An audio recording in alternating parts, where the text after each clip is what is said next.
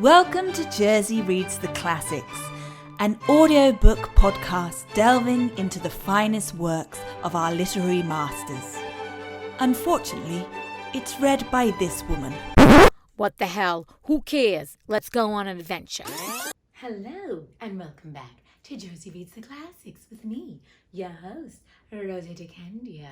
Well, we are just moving and grooving right along, and it seems like, I think I told you this last time, the chapter is getting really small. So these may not be the longest videos, and I'm going to put chapters together, but this chapter is a small one, so we're going to go in, go out, just like we did with 16. So let's get back to our book, The Wonderful Wizard of Oz by L. Frank Baum. And now we must proceed to Chapter 17, How the Balloon Was Launched. For 3 days, Dorothy heard nothing from Oz. Oy, that's not a good sign. These were sad days for the little girl. Although her friends were all quite happy and contented, of course they were. They got everything they needed because of her ass, and now she's sitting there shit out of luck. The Scarecrow told them they were wonderful thoughts in his head, but he would not say what they were because he knew no one could understand them but himself. Like Einstein. When the Tin Woodman walked about, he felt his heart rattling around in his breast, and he told Dorothy he had discovered it to be a kinder, more tender heart than the one he had owned when he was made of flesh. Isn't that the truth? Because he's had some experience, and he knew what it was like to be a dick when he was a man. Remember that? That was many chapters ago. The Lion declared he was afraid of nothing on earth and would gladly face an army or a dozen of the fierce Kaladars. Which is funny, because he did face 2 Kaladars, and he did withstand them. So I just think it's funny, but you know what? They're walking around because they believe in the hype. Don't believe the hype, it's a sequel. Thus, each of the little party was satisfied, except Dorothy, who longed more than ever to get back to Kansas. On the 4th day, to her great joy, Oz sent for her, and when she entered the throne room, he greeted her pleasantly. "Sit down, my dear. I think I have found the way to get you out of this country." "And back to Kansas?" she asked eagerly. "Well, I'm not sure about Kansas," said Oz, "for I haven't the faintest notion which way it lies. But the first thing to do is to cross the desert, and then it should be easy to find your way home." "How can I cross the desert?" she inquired. "Well, I'll tell you what I think," said the little man. "You see, when I came to this country, it was in a balloon. You also came through the air, being carried by a cyclone. So, I believe the best way to get across the desert will be through the air. Now, it is quite beyond my powers to make a cyclone, but I've been thinking the matter over, and I believe I can make a balloon." He is a smart little motherfucker. "How?" asked Dorothy. "A balloon," said Oz, "is made of silk, which is coated with glue to keep the gas in it." I didn't know any of this, so this is good. "I have plenty of silk in the palace, so it will be no trouble to make the balloon. But in all this country, there is no gas to fill the balloon with, to make it float." "If it won't float," remarked Dorothy, "it will be of no use to us." "True," answered Oz, "but there is another way to make it float, which is to fill it with hot air." I got a lot of hot air. I could fill their balloon. "Hot air isn't as good as the gas, for if the air should get cold, the balloon would come down in the desert and we should be lost." "We?" exclaimed the girl. "Are you going with me?" "Yes, of course," replied Oz. "I am tired of being such a humbug. If I should go out of this palace, my people would soon discover I am not a wizard, and then they would be vexed with me for having deceived them. So I have to stay shut up in these rooms all day, and it gets tiresome. We all know about that, don't we? Imagine doing this for 50 years. I'd much rather go back to Kansas with you and be in a circus again." "We don't do circuses anymore." "I shall be glad to have your company," said Dorothy. "Thank you," he answered. "Now, if you will help me sew the silk together, we will begin to work on our balloon." Oh, go figure. This child is waiting for him to help her, and now she gotta help him make the friggin' balloon. She's gotta make her own transport back home to Kansas. Isn't it enough that she's killed one witch, she's killed another witch, and now she's gotta make her own transport? This child's always being put in work. This is some child labor shit that's not right. So Dorothy took a needle and thread, and as fast as Oz cut the strips of silk into proper shape, the girl sewed them neatly together. Why do I feel like we're back with Wendy from Peter Pan? You know, they're always sewing and darning. First, there was a strip of light green silk then a strip of dark green, and then a strip of emerald green, for Oz had a fancy to make the balloon in different shades of the color about them. That's nice. He's trying to give it a little bit of depth. It took 3 days to sew all the strips together, but when it was finished, they had a big bag of green silk more than 20 feet long. Then Oz painted it on the inside with a coat of thin glue to make it airtight, after which he announced that the balloon was ready. "But we must have a basket to ride in," he said. So he sent the soldier with the green whiskers for a big clothes basket, which he fastened with many ropes to the bottom of the balloon. When it was all ready, Oz sent word to his people that he was going to make a visit to a great brother wizard who lived in the clouds. The news spread rapidly through the city, and everyone came to see the wonderful sight. I have a question. No one knows what he looks like, 'cause it's been many years, right? Because maybe people know what he looks like when he first landed, but now they're going to see him. How is he going to explain he's just a guy? Okay. Isn't that interesting? They said they never knew what he looked like, but then he's been a guy this whole time. I'm finding inconsistencies. Not accurate for L. Frank Baum, but that's okay, even though they knew he was a man when he first came down. Okay, I'll let that go. Okay? Oz ordered the balloon carried out in front of the palace, and the people gazed upon it with much curiosity. The Tin Woodman had chopped a big pile of wood, and now he made a fire of it, and Oz held the bottom of the balloon over the fire so that the hot air that arose from it would be caught in the silken bag. So smart, they're all ingenious. Gradually, the balloon swelled out and rose into the air until finally the basket just touched the ground. Then Oz got into the basket and said to all the people in a loud voice, "I am now going away to make a visit," but he ain't coming back. "While I am gone, the Scarecrow will rule over you. I command you to obey him as you would me." The balloon was by this time tugging hard at the rope that held it to the ground, for the air within it was hot, and this made it so much lighter in weight than the air without it that pulled so hard to rise it into the sky. "Come, Dorothy," cried the wizard. "Hurry up or the balloon will fly away." "I can't find Toto anywhere." "Oh no, Dorothy. Good lordy, lordy, lordy." Dorothy's like Job from the Bible. If you never read the Bible, the story of Job, it's a good one. Replied Dorothy, who did not wish to leave her little dog behind. Toto had run into the crowd to bark at a kitten, and Dorothy at last found him. She picked him up and ran towards the balloon. She was within a few steps of it, and Oz was holding out his hands to help her into the basket when crack went the rope, and the balloon rose into the air without her. "Come back," she screamed. "I want to go too." "I can't come back, my dear," said Oz from the basket. "Goodbye." "Goodbye," shouted everyone, and all eyes were turned upward to where the wizard was riding in the basket, rising every moment farther and farther into the sky.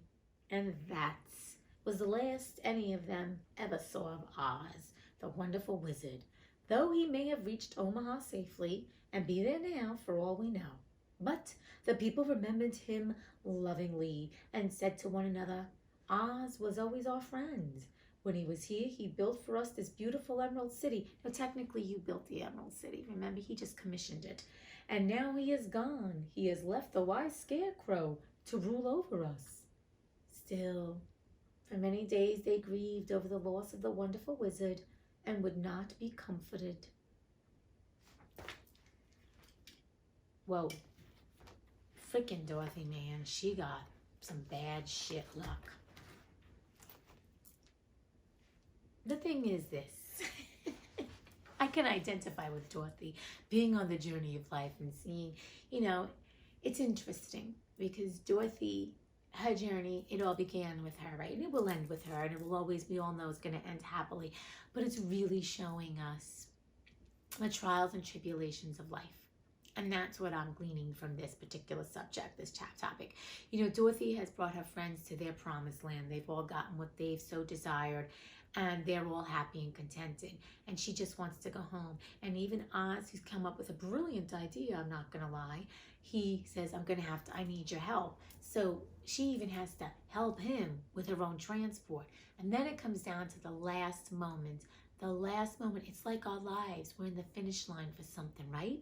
If you ever noticed, you're in the finish line for something and you're just about there. And then all of a sudden it feels like it gets taken away. And you're like, what the hell is that? Or it's like something puts a wrench in it and you're like, what the fuck, man? I was almost there. What the hell is going on? And it feels like everything is happening to you, And I know that feeling. It can feel that you can be very downtrodden. You can be like, are you fucking kidding me? Like another fucking thing happened? Trust me, you can tell I identify with this. And looking back, because as we go through the journey of life, we then realize that everything that has happened as we thought to us, because our perspective at that moment, we were in the midst of the trouble. When you look back and you see how things have unraveled, you're like, oh, that happened for me. And I know when we're in the midst of the storm, it is hard to see the clearing, right? It's like you're in a dark tunnel and you don't see the light at the end. But if you look hard enough, you can find a little sliver if you choose to. And this is the same thing with Dorothy and like anything else. So right now we're all in a very, very scary time. We've talked about this multiple times, and it's not about dwelling on that. It's about us flipping our perspective. We are going through this for a reason. And it's not just happening to us. We're all in it together. The whole world is in it together. So you are not alone in this. And we're all having different levels of how devastating it is to us. So I will not make light, and have not made light of the situation since day one, because this is serious. However, we can apply this to even this situation, that if we can change our perspective to see the greater good from it, to see what we can become and what we're learning from this particular time in history, and look back at other times in history of when things have happened. I mean, the Spanish flu happened 100 years ago, right? Or maybe more than 100 years ago, and it lasted 2.5 years, 3 years. I'm not saying that's how long this is going to last. This is not about being a downer. But people rise out of things. People become better. Society becomes better. And I think that with our own lives, it's the same thing. Whenever we think something has been so terrible, we sit there and we're like, oh my God, I can't believe this is happening. I just actually feel like the wool was pulled, like the rug was pulled out from beneath my feet. I don't understand this. Why did it happen? But then you look back and life happens, and then you get through it, right? Because we have a strong spirit. We get through it, we survive. Then we look back a year later, 2 years later, and we go, oh my God, that thing had to happen because I wouldn't be this person, or I wouldn't have met that person, or this wouldn't have happened, which led me to this. And that's where I think for all of us, when we're sitting in the shit, instead of just sitting in the shit, now I do believe you have to process feelings. I mean, there are days you feel meh, you gotta feel the meh. I'm not gonna lie. If there are days you feel like, I just wanna lay on the couch and watch Netflix, go ahead, Netflix and chill. Chill your ass, do what you gotta do. But to stay in that place doesn't serve us, because what happens is we can then fall into a deep dark tunnel and then never see the light. However, if we can, at the moment when we're coming out and processing it, saying, what am I learning from this? Why is this happening for me? Not to me, but for me. Okay, so am I changing my perspective? Did I lose my job? Because I hated that job anyway, but now I can find something else I want to do. Or did this happen because, I've had friends that started dating online and have met, people they started dating. So there are reasons things are happening, and they are beyond our control. So as Dorothy, Toto jumped out of her arms, or she couldn't find Toto, that was beyond her control. But she loves her dog, and I wouldn't leave Toto either. Hello? So it was beyond her control, and she tried to get to the balloon, and it wasn't meant. But there is a reason for that, because there's going to be more of a journey for Dorothy, and we know it. And just like us, just when we think that we've gotten to the finish line, sometimes we don't realize that's not our end goal. There's more for us, and we can't see it because we're not supposed to know everything that happens to us, my friends. I mean, we do. I love astrology and I love psychics and all that stuff, but they can't tell us to the pinpoint moment what's going to happen in each of our own daily lives. No. And you're not supposed to know, because the journey of life is this: to go down a yellow brick road, pick up some friends along the way, hopefully find your tribe, have a vision, have a goal. You're going to trip and fall, go through the forest, meet the Winkies, meet the Wicked Witch, have moments of great doubt and great tumultuous, have sadness, have despair. But then there is great rejoicing, and there are moments, and they have found some rejoicing when Dorothy has found a bed to sleep in, and she was grateful, or rejoicing that her friends have gotten what they've wanted, or rejoicing that they survived another day.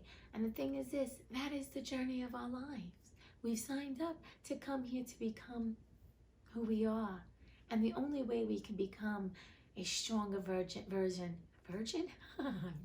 That's funny, I'm a reclaimed virgin. It's been so many years, please. And we've come here to be a stronger version of ourselves. And the only way that we can do that, my friends, is to go through the journey and to know that everything that is happening is not happening to us. It's happening for us. And then we can think about, okay, what am I learning from this? Who am I becoming? And what is my next step? And that's it. And sometimes shit happens. Bad things happen to good people. And good things happen to bad people. But you know what? The alternative is good things also happen to good people. And great things happen to good people too. So think about all the wonderful things that have occurred to you and the things that you thought at the time weren't so wonderful, but then turned out to be blessings. So blessings sometimes are not always in plain sight seen as blessings. They can be hidden, just like good people can be hidden. Little gems. You know, they say there's a diamond in the rough. Sometimes blessings are hidden, but they're there once you change your perspective. And then you look into it and you're like, oh, I see how it all happened. So my friends, you are not alone on the journey. I'm here to remind you that you are loved. You are worthy. You are enough. You're definitely not alone. We are all in this together. And I know sometimes it may feel like we're disconnected, but I do think the pandemic is enlightening people that we do need to connect with one another. So let's connect with one another, whether it's via internet, via social media when used properly, or making a phone call, or via Zoom, or what have you. Thank God that technology can connect us in ways that it couldn't 100 years ago, because people couldn't connect that way. So we can look at this time as, well, at least I can thank technology for some of the great stuff that I can do. But my friends, you are not alone, and please know that. And someone right here, right now, even if they're not with you in your presence, is thinking of you. And they're thinking of you with light and love. And just know I'm thinking of you with light and love, and I'm sending it to you right now. Okay? So sending you light and love, wishing you to stay in a safe, healthy mind space, knowing that you are blessed and worthy and enough. And until we read again, let's read again together. All right, my friends, take care. You're beautiful. I'll talk to you soon. Go on with your badass self. I'm going on with my badass self. I'm going. Peace. Gots to go. Peace.